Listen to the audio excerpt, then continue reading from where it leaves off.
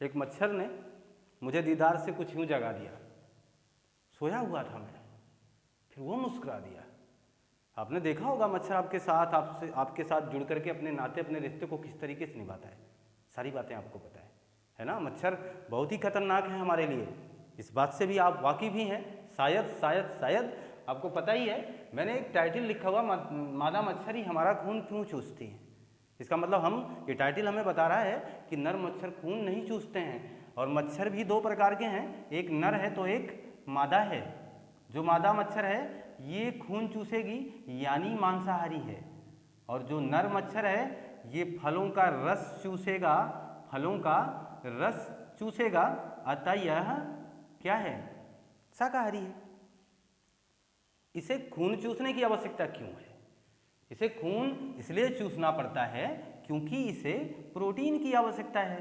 Protein की आवश्यकता क्यों है इसे, आप सोचो जरा।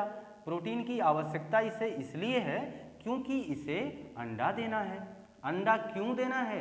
क्योंकि इसे अपना वंश चलाना है, इसलिए मादा खून चूसती है। इसका सीधा कारण यही कि मादा खून इसलिए चूसती है क्योंकि उसे अंडा देना है और इसे प्रोटीन की आवश्यकता है।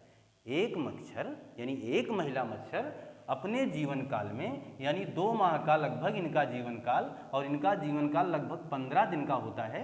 इस पूरे जीवन काल में ये 500 अंडे दे सकती है, यानी इतना अंडा ये देगी। ये इसका जीवन चक्र है। तो इसे प्रोटीन की आवश्यकता इसलिए काम करेगी। हमें मच्छरों से इसलिए बचना है क्योंकि कुछ रोग ऐसे हैं, भयानक रोग हैं, जो हमें ग्रसित कर जाते हैं। जैसे आपने सुना होगा मादा एंडीज एजिप्टाई का नाम, मादा एंडीज एजिप्टाई। ये जो मच्छर है इससे भी विभिन्न प्रकार के रोग हो जाएंगे। एक तो